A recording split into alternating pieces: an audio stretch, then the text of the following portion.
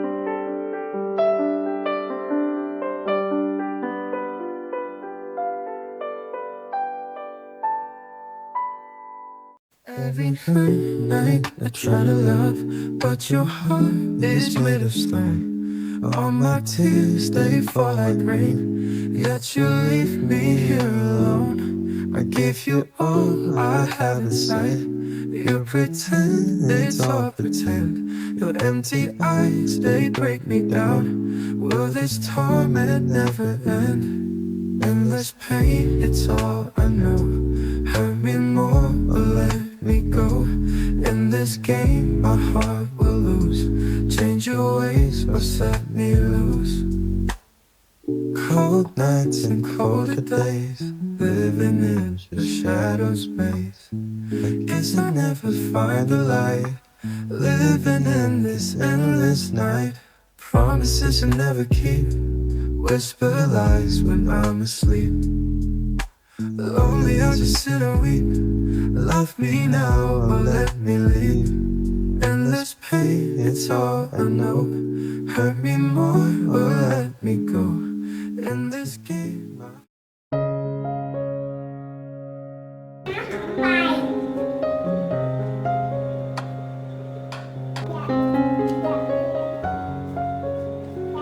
chưa xong. Chưa xong.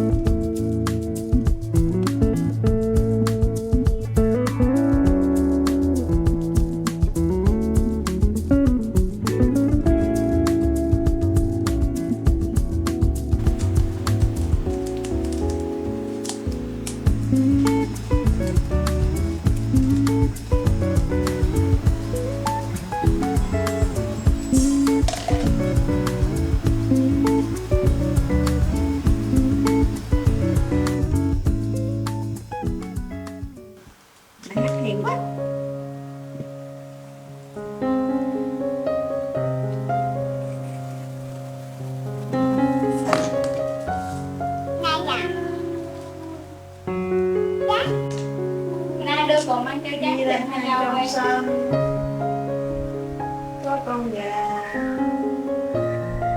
con gà, lông gà, lông gà, lông.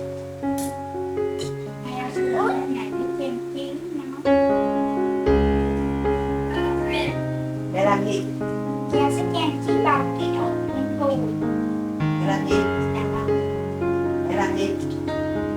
Xong nè. Trung thu.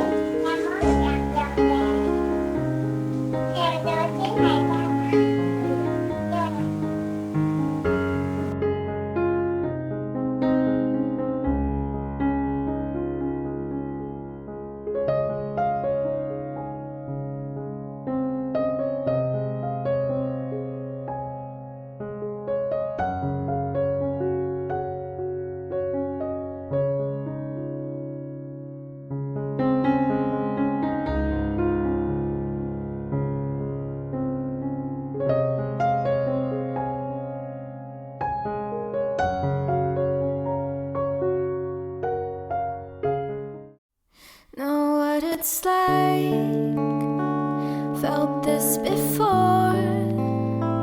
You don't feel right when your head feels sore, but it's so fine to feel this way.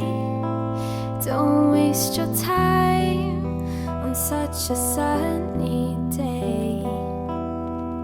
And I know it's difficult to be happy when nothing goes your way.